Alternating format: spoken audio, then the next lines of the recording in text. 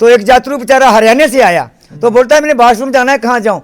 मैं तो दुकान के अंदर उसका वॉशरूम तो करवा नहीं सकता था। मैंने उसको बता दिया जो हमारी भैंस का वगैरह होता है ना कैटर शेड, जब वो अंदर घुसा तो भैंस मारने शुरू हो गई उसको। बोलती है कौन सा वॉशरूम दिखा रहे हैं भाई आप मुझे, ये ऐसे वॉशरूम होते। मैं कहा वॉशरूम की बात नहीं, हमारे पास है ही कुछ नहीं। इसके लिए मैं जे स्टैंड बोर्ड वालों से कहना चाहता हूँ कम से कम वॉशरूम तो बनाओ। कोई एतराज आपको इस चीज से तो नहीं है कि आप रोप पे लगाओ ही मत? नहीं ऐसा नहीं है, रोप पे लगना चाहिए जहाँ पहले से सर्वे हुआ है, जहाँ पहले सर्वे हुआ वहाँ से लगना चाहिए। पालकी भी हमारी अपने ही कंधे पे उठा के ले जाना है, चलने का रोड टैक्स 200 रुपए ले जाते हैं हमारे से, लेकिन एक ही तो है। और उस वॉशरूम में भी लड़ाई होती है जेंट्स और लेडीज की भी। लड़ाई होती है उसमें, तो लड़ते हैं ना भाई, तुम क्यों घुस गए, तुम क्यों घुस गए। लेकिन एक्चुअली में लड़ाई सही होती है क्योंकि ऊपर लिखा होता है जेंट्स, तो जाएगी बेचारी लेडी तो जेंट्स तो नाराज हो गए होगा। शिव का सबसे प्रसिद्ध धाम अगर जम्मू के संभाग में कोई है तो शिवखोड़ी है। बहुत मान्यता है और रास्ता खराब होने के बावजूद लोग शिवखोड़ी आज भी बड़ी तादाद में आते हैं।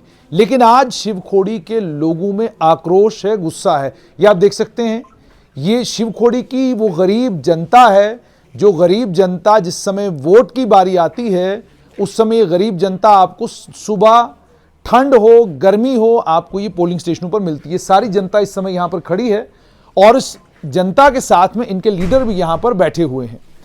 और शिवखोड़ी में पिछले 4 दिनों से ये बवाल चल रहा है। लेकिन अफसोस की बात ये कि ना डिविजनल कमिश्नर जम्मू ना ही लेफ्टिनेंट गवर्नर के प्रशासन में से कोई भी इंपॉर्टेंट अधिकारी अभी तक यहां पहुंचा है। बात यहां तक पहुंच चुकी है कि इन लोगों ने कहा है कि अगर हमारी बात प्रशासन नहीं सुनेगा तो हमारी हड़ताल जारी रहेगी। अब सोचिए आप, जम्मू संभाग में शिवखोड़ी में हड़ताल है, दुकानें बंद है, शिव के धाम में हड़ताल है, दुकानें बंद हैं। और ये वो जगह है जिस जगह पर दुनिया भर का श्रद्धालु आता है। इस समय दुकानें बंद हैं, लोग परेशान हैं। परेशान इस बात से हैं कि सरकार ने यह तय किया है कि हमें यहां पर एक रोपवे लगवाना है और यहां के लोगों का कहना है कि उन्हें रोपवे से कोई आपत्ति नहीं है, आप रोपवे लगवाइए। लेकिन जो पहला सर्वे हुआ था, जिस सर्वे में रोपवे यहां के घोड़े वालों को, रोपवे यहां के दुकानदारों को, रोपवे यहां के रंसू के आम रहने वाले लोगों को नुकसान नहीं पहुंचाता था, आप रोपवे वहां से लगाइए। प्रशासन तक, डिवकॉम जम्मू के दफ्तर तक, एलजी के दफ्तर तक जो बात पहुंच रही है वो ये पहुंच रही है कि जी वहां पर लोग रोपवे नहीं चाहते। हकीकत यह है लोग रोपवे के खिलाफ नहीं है, बल्कि लोग ये कह रहे हैं रोपवे वहां लगाइए जहां से आम जनता को, इन गरीब लोगों को उसका फायदा हो। दूसरा एक और, माता वैष्णो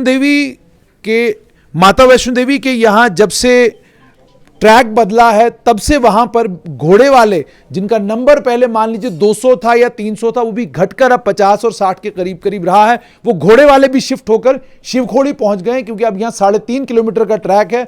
लोग यहां पर पालकी भी लेते हैं, लोग यहां पर घोड़ा भी लेते हैं, इन दोनों चीजों का इस्तेमाल करते हैं। तो उन घोड़े वालों का गुजर बसर भी इसी के ऊपर है।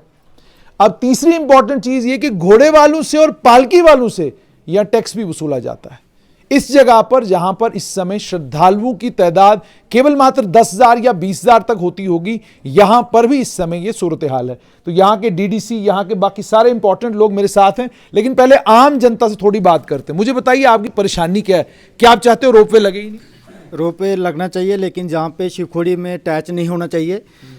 संगड़ में जैसे इखनी में कहीं भी लग सकता है, लेकिन जहाँ शिवखोड़ी के साथ अटैच करोगे, जो गरीब लोग हैं यहाँ के, जो जनता, दुकानदार हैं, कोई रेडी लगा रहा है, कोई कुछ कर रहा है, अपना रोजगार पाल रहा है, ये जहाँ पे अटैच हो गया, जहाँ संगड़ से शिवखोड़ी में अटैच हो जाता है, जहाँ कोटरा से शिवखोड़ी अटैच हो जाता है, ये गरीब लोग यहाँ के जो घोड़े चलाने वाले हैं, जो पालकी चलाने वाले, ये कहाँ जाएंगे? अच्छा, तो यही परेशानी आप लोग, कोई एतराज आपको इस चीज से तो नहीं है कि आप रोपवे लगाओ ही मत? नहीं ऐसा नहीं है, रोप पे लगना चाहिए जहाँ पहले से सर्वे हुआ है, जहाँ पहले सर्वे हुआ वहाँ से लगना चाहिए। ये आप सबकी बात है कि मतलब आप सभी लोग कहते हो रोपवे लगना चाहिए। शिवखोड़ी से अटैच नहीं होना चाहिए रोपवे, शिवखोड़ी से अटैच नहीं होना चाहिए। जो घोड़े चलाते हैं, जो पालकी चलाते हैं, उनका रोजगार चले। अच्छा, कितने लोग ऐसे हैं, घोड़े चलाने वालों की तादाद कितनी होगी? कम से कम भी 900 घोड़े वाला है, 200 पलकी वाला है, 2000 से ज्यादा, समझे 2000 कितना? 2000 से ज्यादा घोड़े वाला है। अच्छा, 500 से ज्यादा पालकी वाला है और 1000 के करीब जो गाइड पिट्ठू वगैरह है। अच्छा, मुझे ये बताना कि जो घोड़े वाले हैं और जो पालकी वाले हैं, इनसे कितना कितना टैक्स लेता है यहाँ का श्राइन बोर्ड? सर घोड़े वालों से तो हर चक्र का 100 रुपया काटा जाता है और पालकी वालों ने तो सब कुछ अपना लाना है, उनसे 200 रुपया हर चक्कर का लेना है। हर चक्कर का लेना। हाँ, घोड़े की पर्ची 3 जगह कटती है, एक जगह 100 रुपये टैक्स कटता है, एक जगह 150 रुपया। जिसके पास पर्ची नहीं होगी आगे उसकी 200 की पर्ची कटती है, ठीक है। तीसरी जगह 200 की पर्ची कटती है। पालकी वाले का 200 रुपये टैक्स करता है, ना श्राइन बोर्ड की पालकी है ना किसी की, वो अपने खुद की पालकी है, रिपेयरिंग भी खुद करते हैं और 200 रुपये टैक्स उनसे वसूलते हैं। अच्छा, ये जो श्रद्धालु आता है जिसको लेकर आप जाते हैं, वो श्रद्धालु कितने पैसे आपको ऊपर तक जाने के देता है? सर श्रद्धालु हमें 1400 रुपया देता है पालकी का, 200 रुपया श्राइन बोर्ड ले जाता है, ठीक। तो 1200 बचता है, 300 रुपया बचता है एक चक्कर का। अच्छा, यानी पालकी चूंकि 4 लोग चलाते हैं तो 300 रुपये आपका एक। तो दिन के कितने फेरे लगते हैं? दिन में एक ही चक्कर लगता है बस। हाँ, दिन का सिर्फ एक चक्कर लगता है। तो यानी अभी आप लोगों की परेशानी ये है कि जो रोपवे का काम यहाँ पर, और कितने दिनों से आप लोग पीछे हड़ताल पर हैं? 4 दिन हो गए सर जहाँ पे रोड पे। सरकार से कोई आपसे बात करने आया? कोई भी नहीं बात करने नहीं आया सर। अच्छा, कितनी देर आप और हड़ताल पर रहेंगे अगर सरकार नहीं? जब तक जो हमारा मसला नहीं, टोन प्लान हमें यहाँ पे नहीं चाहिए, बिल्कुल टोटली नहीं चाहिए। यहाँ के जो रोड निकालना चाहते हैं यहाँ के लोगों को पूछ के निकालो। ये जहाँ अभी तो बोल रहे हैं जहाँ आप अपनी जमीन के अंदर पाँव भी नहीं रख सकते जब तक इनको पूछ नहीं सकते हो। पुलिस को पूछ के पैर रखना पड़ता है। किससे? पुलिस को पूछना पड़ता है कि हम इधर पाँव रखें या ना रखें। हमारी जमीनें ऐसी बदतर हालत हो गई है हमारी। और क्या नहीं बनाने देते? बाथरूम नहीं है सर अभी। जहाँ के अपने घर पे किसी ने बाथरूम बनाना हो वो भी नहीं बना सकते हैं। पिछली बार अंशु आया था तो हम भी यहाँ बाथरूम ढूंढ रहे थे, नीचे मिला नहीं कोई। अब बना है कोई? आज तक सर घर पे नहीं बनाने देते। यहाँ पे टूरिस्ट के लिए भी कहाँ बनाने देंगे, अपने घर के लिए एक ईंट भी नहीं लगाने देते हैं। जो मिस्त्री लगाते हैं उनको बोलते हैं यहाँ से भाग जाओ आप। अच्छा, आप क्या कह रहे थे? मकान हमारे को तो यहाँ मकान भी नहीं बनाने देते हैं। हमारा तो जब से ये श्राइन बोर्ड आई है तो हमारा सबका। जी सरपंच साहब, क्या कह रहे थे आप? Thank you sir. मैं यही कह रहा था कि सर्वे पहले नंबर तो संगड़ में हुआ था, मंजुओं में। वहाँ से उन्होंने कहा था कि ये खूबसूरत वादियाँ पीछे पड़ती हैं जो पत्नीटॉप को पार करती हैं, तो वो हुआ था सर्वे संगड़ से सारोबाद से किया था उन्होंने लेना टॉप से। फिर उन्होंने कहा था कि रिटर्न करके हम नीचे करेंगे लेकिन शिवखोड़ी के साथ अटैच नहीं करेंगे। वो हमारे साथ वायदा हुआ था। अब वो अगर कोटला से शिवखोड़ी अटैच करेंगे वो भी नहीं चाहिए हमें, ना संगड़ से शिवखोड़ी चाहिए हमें। शिवखोड़ी के लिए तो हमारे पास रास्ता ही कम है। तो सिर्फ हमारा पालकी पिट्ठू ये घोड़े वाले गरीब मजदूरों के लिए मजदूरी का साधन बना हुआ है। 2-2.5 किलोमीटर चलना तो ज़्यादा बात नहीं है। 29 किलोमीटर एरिया तो आना जाना कटरा का बनता है, वो भी लोग पैदल जाते हैं। अगर पैदल इतना सफ़र नहीं किया तो यात्रा किस चीज़ की है? हाँ, अगर कोई ऐसा भी है तो हमारा घोड़ा पिट्ठू पालकी सेवा देने के लिए तैयार है। फिर रही बात आप पालकी के लिए पूछ रहे थे, पालकी भी हमारी अपने ही कंधे पे उठा के ले जाना है। चलने का रोड टैक्स 200 रुपये ले जाते हैं हमारे से। चलने का रोड टैक्स 200 रुपये? हम रास्ते में चलते हैं ना, चल के जाने का हमारे से वो 200 रुपया ले लेते हैं, सिर्फ रास्ता क्रॉस करने का।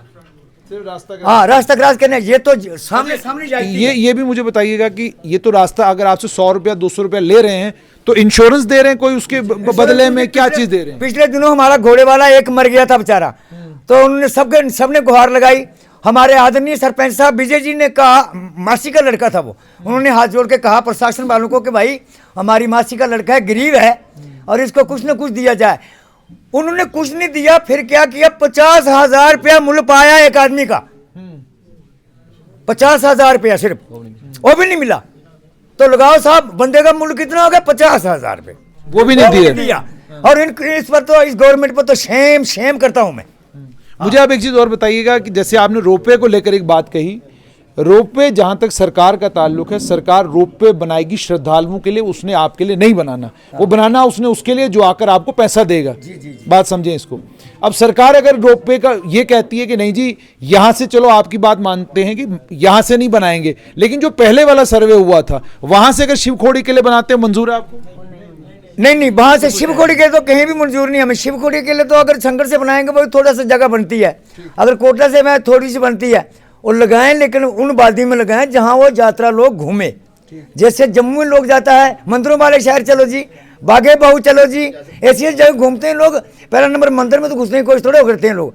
कटरा से लोग 9 देवियाँ आते हैं, फिर डेरा बाबा चले जाते हैं, सियाड़ बाबा चले जाते हैं, ऐसे ऐसे घूम सकते हैं वो। हमारी कोटला में कालका माता है, अगर वहाँ लगाएं तो कालका माता से घूम के चले जाएंगे और लेना टॉप में, और संकट में जाएंगे तो हमारे भी देवी देवता लोग हैं, वहाँ देख सकते हैं। तो वहाँ से सुलाल प्रोजेक्ट का डैम भी देख सकते हैं, काफ़ी जगह देखने वाली हैं। लेकिन जो जहाँ से रणसू से शिवखोड़ी लगा रहे हैं सर जी, हमें मंजूर नहीं है। अच्छा, मुझे ये भी बताइएगा, पिछली बार जब मैं रणसू आया था तो मैंने जैसे बोला कि मैंने बड़ा यहाँ वॉशरूम ढूंढा, मैंने कोई वॉशरूम मिल जाए, लेकिन वॉशरूम कोई नहीं मिला। फिर किसी का घर घुसना पड़ा, उसको जबर बोलना पड़ा, उस बेचारे वो बड़ा शरीफ आदमी था, उसने कहा जनाब आइए मेरा वॉशरूम यूज़ करिए। आज भी स्थिति वही है कि बाहर से कोई पर्यटक आता है, कोई श्रद्धालु आता है, अगर उसको बाथरूम की ज़रूरत पड़ती है, स्वच्छ भारत के तहत इतने सारे बाथरूम, जम्मू में तो आप शहर में घुसो तो परेड के आसपास ही कम से कम आपको 7-8 वॉशरूम मिल जाते हैं। यहाँ की स्थिति क्या है? Thank you sir. मैं दुकान भी करता हूँ हार्डवेयर की रणसू में। तो एक यात्री बेचारा हरियाणा से आया, तो बोलता है मैंने वॉशरूम जाना है, कहाँ जाऊँ। मैं तो दुकान के अंदर उसका वॉशरूम तो करवा नहीं सकता था, मैंने उसको बता दिया जो हमारी भैंस का वगैरह होता है ना कैटर शेड। जब वो अंदर घुसा तो भैंस मारनी शुरू हो गई उसको, बोलती है कौन सा वॉशरूम दिखा रहे हैं भाई आप मुझे, ये ऐसे वॉशरूम होते हैं। मैं कहा वॉशरूम की बात नहीं, हमारे पास है ही कुछ नहीं। इसके लिए मैं ये स्टैंड बोर्ड वालों से कहना चाहता हूँ, कम से कम वॉशरूम तो बनाओ। अगर है भी जहाँ रणसू में तो एक वॉशरूम, जैसे पहले हमारे साथी किसी ने बताया था कि वो जेंट्स का है लेडीज का नहीं, अगर लेडीज का होगा तो जेंट्स का नहीं, एक ही तो है। और उस वॉशरूम में भी लड़ाई होती है जेंट्स और लेडीज की। लड़ाई होती है उसमें, तो लड़ते हैं ना भाई, तुम क्यों घुस गए, तुम क्यों घुस गए। लेकिन एक्चुअली में लड़ाई सही होती है, क्योंकि ऊपर लिखा होता है जेंट्स, तो जाएगी बेचारी लेडी तो जेंट्स तो नाराज होगा ही होगा। अगर जेंट्स का होगा तो लेडी नाराज होगी, लेकिन है तो एक ही, अलान भी देमसेल्फ एक ही है। तो ये आपने सरपंच जो है इनकी बात भी सुन ली। इनकी बात सुन के आपको ये अंदाज़ा हुआ होगा कि शिवखोड़ी अगर हिंदू माइथोलॉजी के हिसाब से माना जाए तो हिंदू धर्म के हिसाब से शिवखोड़ी एक बहुत अहम स्थान है। और इस शिवखोड़ी धाम पर आने वालों के लिए जो सुविधाएं होनी चाहिए वो सुविधाएं हैं नहीं, और शिवखोड़ी श्राइन बोर्ड को बने हुए भी एक लंबा समय हो चुका है। मेरे साथ यहाँ के डीडीसी हैं, आइए इनसे मुझे ये बताइएगा कि इस शिवखोड़ी श्राइन बोर्ड को बने हुए कितना समय हो गया? 2003 में हुआ था, ये समिति बनी थी 2003 में श्राइन बोर्ड बना है। जी समिति बनी थी। और आज 19 साल हो गए बोर्ड को बने हुए। नहीं, समिति बनी 2003 में ये समिति जो हमारी बनी थी, तो उसके बाद 2007 को ये श्राइन बोर्ड बना था। 2007 में 15 साल हो गए श्राइन बोर्ड को, लेकिन एक वॉशरूम नहीं बना सका श्राइन बोर्ड यहाँ पूरे रणसू में। देखिए, श्राइन बोर्ड ने ऐसा है कि आज तक वॉशरूम एक नहीं, कम से कम 4 या 6 होने चाहिए थे, क्योंकि जहाँ से ये जो यात्री निवास है, यहाँ से यात्रु पैदल चलते हैं, जहाँ से लेकर वहाँ तक, तो क्योंकि इन्होंने जगह ही, जितनी जगह थी इस पे ही बैन लगा दिया था। तो अपनी अभी भी बैन है, अभी भी बैन है, अभी भी मतलब लोकल लोगों के लिए बैन है ना? जी। आपका जितना भी इलाका है वो ग्रीन जोन है। और जो कटरा के कोई होटलियर हैं, कटरा से कुछ ताकतवर लोग यहाँ पे जिन्होंने जमीनें खरीद के रखी है, वो फ्री जोन है, वो उनकी कमर्शियल है। अच्छा, वो बना सकते हैं, वो सब कुछ कर सकते हैं, लेकिन हम लोग वॉशरूम नहीं बना सकते, क्योंकि वॉशरूम तो इन्होंने बनाने थे, लेकिन इन्होंने वॉशरूम बनाए नहीं और हमें हमारे लिए बैन लगा दिया। तो हम कहाँ से बनाते वॉशरूम, क्योंकि हमारे पास तो बैन है, हमारे परमिशन नहीं है, हम तो हम बना नहीं सकते। तो इन्होंने खुद बनाए नहीं। अच्छा। तो क्योंकि ये तो हरासमेंट थी यात्रियों के लिए, हमारे लिए, पूरी जनता के सबसे लिए। बड़ी हरासमेंट तो इस समय आपके लिए ये है कि जमीन आपकी, मालिक आप लोग, लेकिन इस जमीन के ऊपर कटरा का एक ताकतवर मालदार आदमी आकर अपनी बिल्डिंग भी बना सकता है, होटल भी बना सकता है, सारी कंस्ट्रक्शन कर सकता है, लेकिन यहाँ के मालिक कोई काम उसके ऊपर नहीं कर सकते। यही बात है। बिल्कुल सही आपने कहा कि जहाँ के लोग नहीं कर सकते, क्योंकि उनको परमिशन मिली नहीं है। परमिशन कैसे मिलेगी? जहाँ से एक फाइल बनेगी परमिशन के लिए, तो पहले तो यहाँ पर एक साइड प्लान बनेगा, उसके बाद वो नकलें लगेंगी, पूरी फाइल कंप्लीट होगी, फिर रियासी जाएगी, रियासी से दोबारा यहाँ पर आएगी, जहाँ से फिर उधमपुर जाएगी। उधमपुर आने में तकरीबन 4 महीने लग जाएंगे। उसके बाद वो एक एनओसी मिलेगी, जब एनओसी मिलेगी तो वो लिख देंगे ये ग्रीन जोन है। वो जहाँ पर ग्रीन जोन पहुँचते 6 महीने हो जाएंगे। फिर उसके बाद दूसरे डिपार्टमेंटों से एनओसी लेते कम साल लग जाएगा। जब उन्होंने कहना ये ग्रीन जोन है, आप बना नहीं सकते, तो फिर कैसे हम बना सकते? क्योंकि मैंने पहले भी आपसे अर्ज की कि हम काफ़ी पीछे चले गए हैं। आज हमारा कटरा के बराबर 50% शहर रणसू में होना था। ये उनकी नाकामियां नलाई की वजह से हम लोग पीछे आ गए। हम लोग कहीं कोई षड्यंत्र तो नहीं इसके पीछे कि सारा कारोबार जो है वो कटरा तक ही सीमित रहना चाहिए, इसके दाएं बाएं कहीं नहीं जाना चाहिए? बिल्कुल सही कहा मैंने आपको। ये मैं बताऊं आपको कि कटरा से कोई चलता है तो वो बोलता है यार पानी की बोतलें भी वहाँ ले जाओ, वहाँ पर कुछ नहीं मिलता है।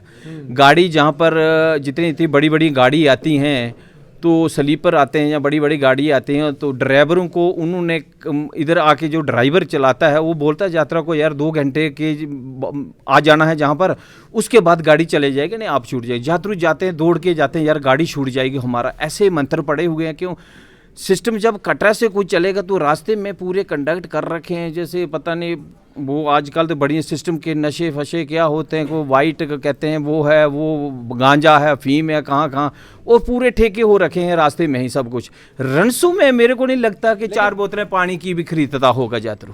मुझे एक चीज़ और बताइएगा कि एक चीज़ और देखने में मिलती है, एक सुध महादेव और मानतलाई जब मैंने पहली बार देखा तो उसके बाद जब मानतलाई का इतिहास पता चला कि मानतलाई कितनी पावन धरती है, पता चला कि भगवान शिव की वहाँ बारात आई हुई है, वहाँ पर शादी हुई, वो सारा सिलसिला जब मुझे पता चला और उसकी शक्ल जब मैंने आज से कम 4 साल पहले देखी थी तो बड़ा अफसोस इस बात पर हुआ था कि जितनी पुरानी सरकारें रही हैं उनकी प्राथमिकता कभी भी मानतलाई और सुध महादेव नहीं रहा। लेकिन आज मैं ऐसा कह नहीं सकता क्योंकि 4 लेन रोड जो है वो मानतलाई और सुध महादेव की तरफ जा रही है, तो पता चल रहा है कि वो भी अब नक्शे पर आएगा। इसी तरीके से ये जो रनसू का इलाका और शिवखोड़ी का इलाका है, जब आप इतिहास को उठाते हैं तो इतिहास आपको बताता है कि ये तो बहुत इंपॉर्टेंट इलाका है और जो यहाँ पर गुफा है वो कितनी पावन गुफा है वो सारी कहानी आपको पता चलती है। फिर ये सवाल पूछने पर मैं आपसे मजबूर हूँ कि कटरा तक अगर 4 लेन रोड बन गई, आपके यहाँ इस सड़क के ऊपर जब इंसान चलता है तो रोना इस बात पर आता है कि जितनी भी सरकारें पिछली रही हैं उनकी प्राथमिकता आपकी सड़क क्यों नहीं रही, आपकी रोड आज तक क्यों नहीं बनी। ये तो बात की बात है ना, आपका वॉशरूम नहीं है, आज गंडोले तक बात आ गई, गंडोला तो आज आया ना, लेकिन पहले तो सड़क ही नहीं थी। मैं ये बताना चाहूँगा कि सरकार हमारी आई थी 2.5 साल रही, उसके पहले तो मेरे को लगता कि इसको 17 साल हो गए हैं इसका जो टेंडर लगे हुए।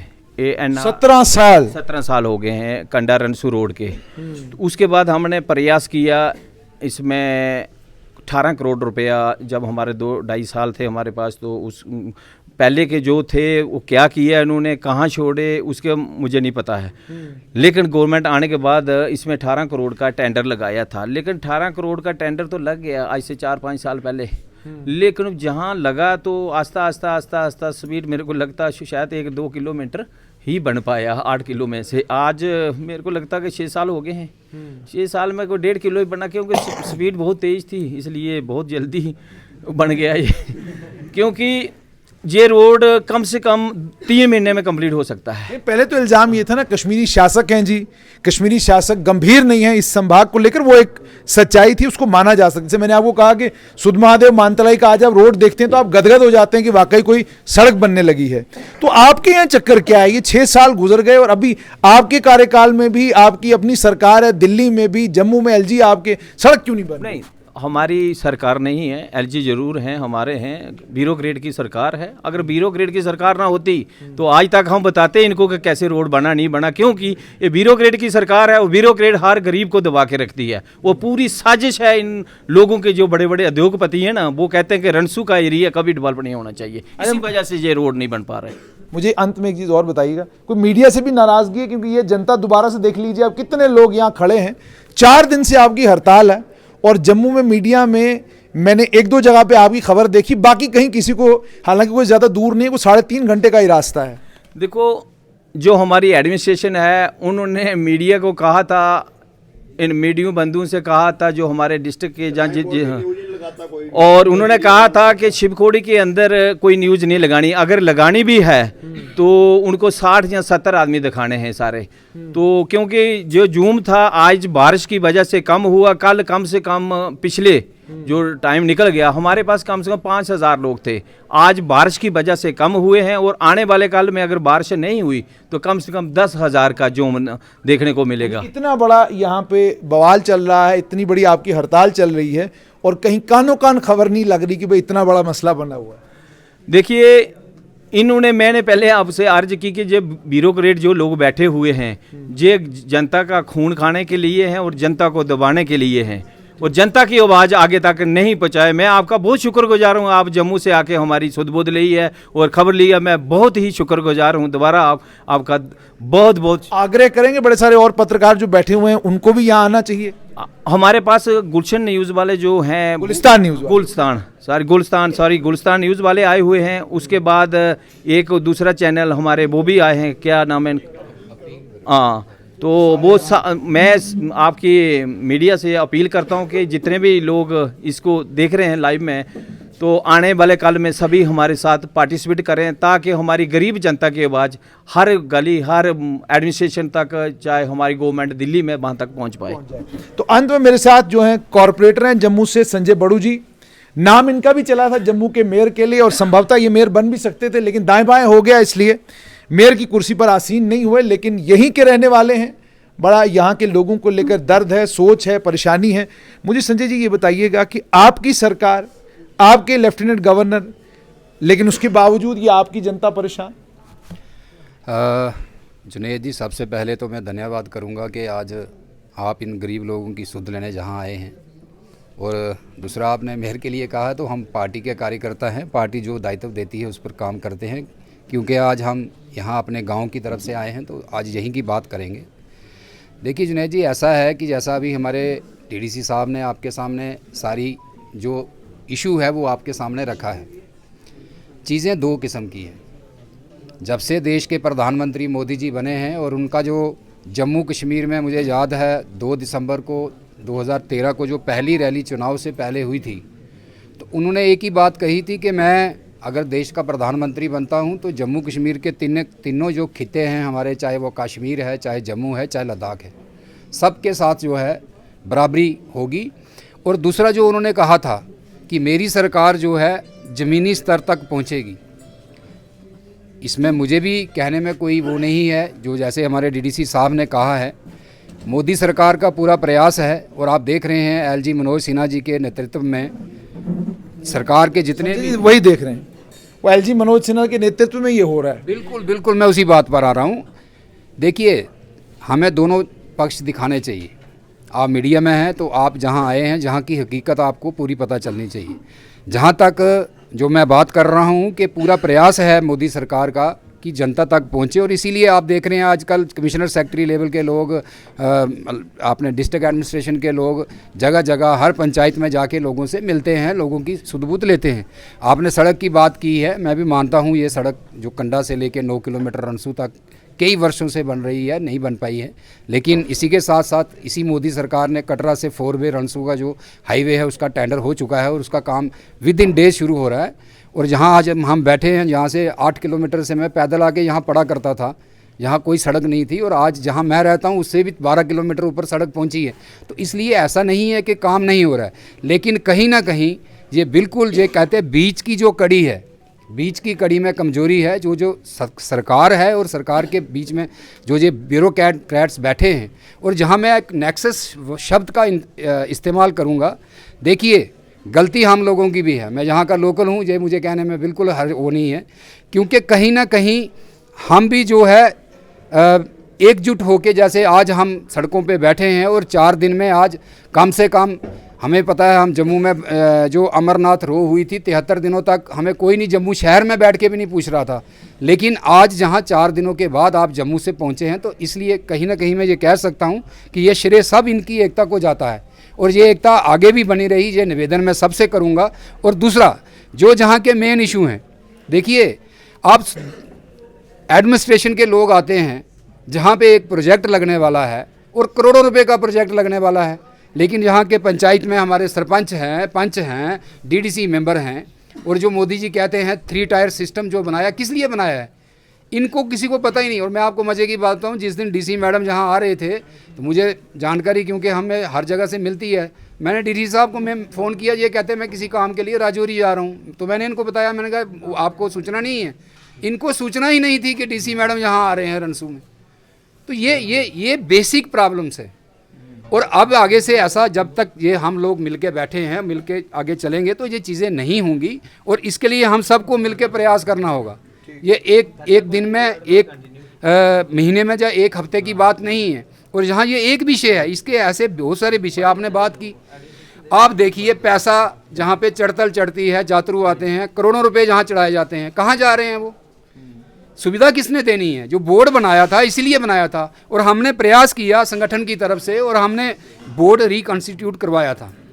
उसमें मुझे खुशी है कि बहुत अच्छे मेंबर आए हैं, और जो मेंबर आए हैं पंडित शिव राणा जी हैं, चंद्रमौली जी, हमारे सनातन के जम्मू कश्मीर के माने हुए लोग, दिल्ली से लोग उनसे मिलने आते हैं, वो दिल्ली तक मशहूर लोग हैं। मेरी उनसे कल बात हो रही थी, अभी तक उनकी इंट्रोडक्शन डीसी मैडम तक नहीं करवाई गई है बोर्ड की तरफ से। ये हालत है बिल्कुल बोर्ड मेंबरों को कि अभी इंट्रोडक्शन डीसी के साथ। सबसे बड़ी डिमांड, 2 डिमांड रहेंगी। एक तो ये है कि हमारा जो बोर्ड है इसका कोई इंडिपेंडेंट चेयरमैन होना चाहिए। डिवकाम साहब को और हज़ारों जमेले हैं, उनके पास समय नहीं होता। और आप देखिए हज़ारों की लाखों की यात्रा यहाँ पे आती है, और एक नायब तहसीलदार का रैंक का ऑफिसर जहाँ पे लीड करता है, ये हमारे लिए इतनी शर्म की बात है। यहाँ पे कोई एक केएस ऑफिसर रैंक का, कोई एडिशनल डीसी रैंक का व्यक्ति यहाँ पे बैठना चाहिए, और यहाँ से पूरी मॉनिटरिंग करे, जहाँ से प्रोजेक्ट बने, और तभी ये काम धरातल पर ज़मीन पर उतरेंगे और पैसा ज़मीन पर लगेगा। जहाँ कुछ लोगों के सेल्फ इंटरेस्ट हैं, हम एक एक करके आने वाले दिनों में उस तरफ ही बात करेंगे। और एक चीज़, संजय जी आपसे जानना चाहूँगा कि ये मेरा आपसे समझना भी चाहूँगा, वक्फ बोर्ड बनता है, वक्फ बोर्ड में जितने भी मेंबर हैं वो सारे निजी लोग हैं, कोई सरकारी आदमी उनमें नहीं है। कोशिश यही होती है वक्फ बोर्ड की सीईओ भी इस समय जो है वो निजी आदमी है, राजनीतिक आदमी है। लेकिन अमरनाथ श्राइन बोर्ड बनाना है तो एलजी का दफ्तर चलाएगा, शिवखोड़ी श्राइन बोर्ड बनाना है तो डीसी साहब चलाएंगे, माता वैष्णो देवी श्राइन बोर्ड बनाना है तो एलजी का दफ्तर चलाएगा। ये चक्कर क्या है? मतलब एक समुदाय का बोर्ड बनेगा, उसको आम नागरिक चलाएंगे, राजनीतिक आदमी चलाएगा, लेकिन एक और समुदाय का बोर्ड बनना होगा, उसको अफसर चलाना चाहिए। मसला क्या है? नहीं, देखिए जुनैद जी, कोई भी व्यवस्था बनती है तो उसमें एक सिस्टम तो रहता है। जैसे मैंने अभी आपसे बात की, हमने आग्रह किया था सरकार से कि हमारे बोर्ड में ऐसे लोग हों जो सनातन से, धर्म से जुड़े व्यक्ति हों। चेयरमैन भी वही हो, चेयरमैन भी वही हो। अभी जो मेंबर बने हैं वो जम्मू कश्मीर के हमारे डोगरा समाज के जाने माने व्यक्ति बने हैं, बहुत बड़े लोग हैं, और वो काम करना चाहते हैं। लेकिन आप देखिए विडंबना कि अभी तक 5-6 महीने हो गए उनकी नॉमिनेशन, जहाँ किसी को पता भी नहीं होगा कि मेंबर कौन बने हैं। तो ये जो गैप पता है भाई, किसी को शिवखोड़ी नहीं पता है। मैं खुद बता रहा हूँ, हमें तो चलो पता चल जाता है, जब पता है हमने तो साथ होकर ये चीज़ें करवाई हैं, हमें तो पता है। लेकिन अब जो ये चीज़ है इसमें वही चीज़ है कि जो डिस्ट्रिक्ट एडमिनिस्ट्रेशन में कुछ ऐसे लोग बैठे हैं, जैसे अभी सारी चीज़ें आपके सामने आई हैं, अब मैं उनका एक एक करके नाम नहीं लेना चाहूँगा। आपने पर्ची की बात जहाँ देखी है, आप जहाँ पे जो चढ़ाया जाता है उसका कोई हिसाब किताब किस तरीके से होता है, मैं आपको बताऊँ, मैं रेगुलर शिवखोड़ी आता हूँ, जहाँ पे लगातार जो मॉनिटरिंग थी कैमरा के थ्रू होती थी। लेकिन मैं पिछले कुछ सालों से देख रहा हूँ कि कोई कैमरा चलता है इक्का दुक्का, बाकी कैमरे ही नहीं चलते हैं। तो कहीं ना कहीं दाल में काला नहीं, ये दाल ही कुछ काली लग रही है। और इसमें एक चीज़ और भी कमी है। देखिए रियासी में डीसी पिछले 2 सालों में 3 के 4 चेंज हुए हैं। जब तक एक डीसी आता है वो चीज़ों को समझने लगता है तो डीसी दूसरा आ जाता है। इसीलिए हमारा ये मानना है कि जैसे डीडीसी मेंबर चुने हुए मेंबर हैं, डिस्ट्रिक्ट डेवलपमेंट बोर्ड के हमारे चेयरमैन चुने हुए व्यक्ति हैं, जनता ने चुना है। तो जब सरकार जनता की है, जनता के लिए है, तो ऐसे लोगों को आप काम दीजिए ना ये वाला, ठीक, तभी ये धरातल पर काम उतरेगा। तो आपने सुन लिया कि इनका भी ये कहना है कि तभी धरातल पर ही काम उतरेगा जब आप ये जो डीडीसी मेंबर हैं या ये जो 3 टायर सिस्टम में तीसरे टायर पर काम करने वाले लोग हैं, जब तक आप उनको जिम्मेदारी नहीं देंगे तब तक बात नहीं बनेगी। लेकिन अब ये सारी जनता लेफ्टिनेंट गवर्नर मनोज सिन्हा से, डिवकॉम जम्मू, डिप्टी कमिश्नर रियासी, इन सबसे ये सवाल पूछते हैं कि आप कब यहाँ तशरीफ लाएंगे, कब आप यहाँ पर आएंगे और कब आप हमारी फरियाद सुनेंगे, कब आप हमारी बात सुनेंगे। और ये कितना दुखद है ये सुनते हुए कि शिवखोड़ी श्राइन बोर्ड में सनातन के बहुत बड़े नाम जो हैं उन्हें मेंबर बनाया गया, लेकिन अभी तक उनका डिस्ट्रिक्ट एडमिनिस्ट्रेशन के साथ परिचय नहीं हुआ है। तो वो काम आगे कैसे बढ़ाएंगे, वो काम आगे कैसे चलाएंगे। हालांकि इन जी बताइए। देखिए हालत ये है, मैंने बात पहले जिक्र किया था कि मैंने जहाँ टूरिज़्म की मंत्री थी हमारी MOS प्रिया सेठी जी, उनको लाया था। उन दिनों यहाँ पे 2-3 महीने बाद यात्रा शुरू होने वाली थी। अगर आप बाज़ार में से जाएंगे तो बाज़ार में जो रोड बना है वो कंक्रीट का रोड बना है। वो पैसा अलाट हो चुका था, बिल्कुल tender process with in days हो सकता था, लेकिन प्रशासन की नीयत देखिए कि यात्रा भी शुरू होने वाली थी, वो नहीं हो रहा था, लेकिन उन्होंने जाके जहाँ से संज्ञान लिया और अगले 3-4 महीनों में वो रोड बन गया। और आज बीच में एक 50-100 फीट का मैं हिस्सा देख रहा हूँ पिछले 4-6 सालों से, वो रह गया था, तो वो आज भी वैसे का वैसा है। तो ये है, इस तरफ ध्यान कौन देगा? तभी हम डिमांड करते हैं कि जहाँ एक अच्छे रैंक का ऑफिसर बैठे और जहाँ की जो व्यवस्था है चुने हुए नुमाइंदों को दी जाए। जनता ने चुने हैं, किस लिए चुने हैं? जब आप उनको इन्वॉल्व ही नहीं करेंगे तो काम कैसे होगा? तो इसलिए ये हमारा आपके माध्यम से सरकार से निवेदन है कि जल्दी से जल्दी आके जहाँ पे सरकार इन लोगों की सुध ले, और हम पूरा प्रयास करेंगे कि सरकार के लोग जल्दी से आएँ। और ये बेचारे दिहाड़ीदार लोग हैं, ये अगर 10 दिन 20 दिन स्ट्राइक पे रहेंगे तो इनका घर का चूल्हा कैसे चलेगा? तो इसलिए जल्दी से जल्दी ये मसला इशू हो। ये कोई सरकार के खिलाफ खड़े होने वाले लोग नहीं हैं, ये सुबह कमा के शाम को खाने वाले लोग हैं। तो इसलिए हमारा यही निवेदन आपके माध्यम से है कि सरकार में बैठे जो हमारे खासकर डिस्ट्रिक्ट एडमिनिस्ट्रेशन है और डिवकाम जम्मू जो हमारे यहाँ के चेयरमैन हैं, वो कल जहाँ पहुँचे और आके जहाँ के लोगों की बात सुने और ज़रा सच्चाई से रूबरू भी हूँ। ये चीज़ें जिन्हें जो मैंने आपको बताई हैं, ये डिवकाम साहब के भी ध्यान में नहीं है। तो आपने सुन लिया कि इन्होंने क्या कहा। मैं ये कह रहा था कि शिवखोड़ी श्राइन बोर्ड के बनने के बाद भी अगर ये सारी दिक्कतें यहाँ पर हैं तो ये साफ तौर पर दर्शाता है कि गंभीरता के साथ शिवखोड़ी श्राइन बोर्ड को लिया नहीं जा रहा। और दूसरा ये कि यहाँ के जो निवासी हैं उनका ये कहना है कि हम ग्रीन जोन में, और कटरा से जो होटलियर हैं, जो ताकतवर लोग हैं, उनके लिए कोई ग्रीन जोन नहीं। हमारे ऊपर रिस्ट्रिक्शन कि आप कंस्ट्रक्शन नहीं कर सकते, कटरा का होटलियर आता है उसके ऊपर कोई रिस्ट्रिक्शन नहीं। तीसरी सबसे इंपॉर्टेंट बात, जो टैक्स लगाया गया है कि आपको पालकी के लिए 200 रुपए देने हैं और घोड़े के लिए 100 रुपए टैक्स देना है, इस पर भी पुनर्विचार सरकार को करना चाहिए, क्योंकि टैक्स बहुत ज्यादा है। अगर यहां पर श्रद्धालुओं की तादाद बहुत ज्यादा होती तो आपके टैक्स को समझा भी जा सकता था, लेकिन अगर श्रद्धालुओं का नंबर कम है तो उस हिसाब से जो टैक्स लगाया गया है वो एक तरह से इन लोगों का कहना है कि वो ज्यादती है। और तीसरी सबसे इंपॉर्टेंट चीज, ये जो रोपवे बन रहा है, अगर ये सारी जनता मिलकर ये कह रही है कि आप रोपवे बनाइए, रोपवे लगाइए, कोई दिक्कत नहीं, लेकिन रूट उसका बदल दीजिए। ये मत कीजिए कि आप रोपवे ऐसी जगह लगाएंगे जिससे हमारा सारे का सारा कारोबार जो है वो तबाह होगा, नुकसान होगा हमारे कारोबार को। ऑलरेडी इन लोगों की शिकायत है कि जब कटरा से यहां के लिए श्रद्धालु निकलता है तो उसके मन और मस्तिष्क में पहले ये बात डाल दी जाती है कि वहां तो पानी की बोतल भी नहीं मिलनी।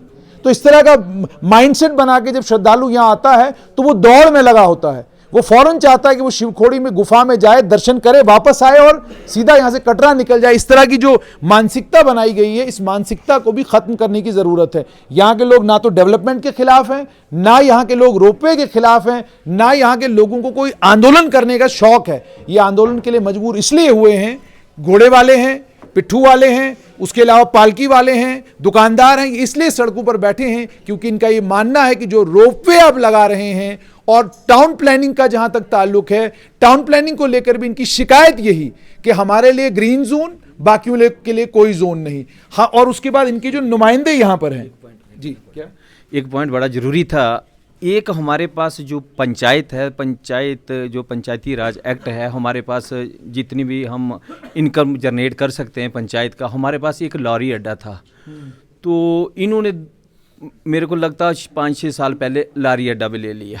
अब पंचायत में वही कमाई का साधन था, किसी को अगर कोई 2000 देना है, कोई परेशानी है, किसी रेजुलेशन डालेंगे 2000 देंगे, हमारे पास कोई सोर्स इनकम नहीं है। फिर उन्होंने पिछले टाइम टेंडर लगवाए, हमने भी डाले थे। मैंने सोचा चलो हम टेंडर लगवा लेते हैं, कोई 5-6 लड़के हमारे जहाँ के अंगेज हो जाएंगे। पहली बार तो 4 टेंडर डाले, वो नहीं निकाले। दूसरी बार 9 टेंडर लगाए, फिर भी नहीं टेंडर हुआ। तीसरी बार मेरे को लगता है 1 टेंडर डाला या 2 डाले, उसको अलाट कर दिया। उसके अलावा मेरे को लगता है 20% और बढ़ा दिया। जो पर्ची 20 रुपये की वो 30 रुपये, जो 30 की थी वो 50, जो 50 की तो वो 80 में। ऐसी मनमानी यहाँ पर हो रही है इन पंचायतों के साथ, इन सारों के साथ, जितने भी जो गरीब लोग हैं। मैं यही उनसे पूछना चाहता हूँ, यार ये लोग कहाँ जाएंगे अगर सब कुछ जहाँ का आप ही ले जाओगे? आपके पास हिसाब किताब तो कोई है नहीं, कहाँ सोना जा रहा, कहाँ चांदी जा रहा, कितनी कैश आ रही है, सब कुछ तो आप कर। एक पंचायत का लॉरी अड्डा था, वो भी आपने ले लिया, तो पंचायत के पास तो कुछ बचा ही नहीं। तो आपने सुन लिया कि इनकी क्या शिकायतें। उम्मीद और तवक्का है कि लेफ्टिनेंट गवर्नर का प्रशासन इन चीज़ों की सुध लेगा और डिवकॉम, डिप्टी कमिश्नर रियासी, उन्हें यहाँ आना चाहिए ताकि ये जो इसमें स्थिति यहाँ पर बनी है ये और गंभीर ना हो।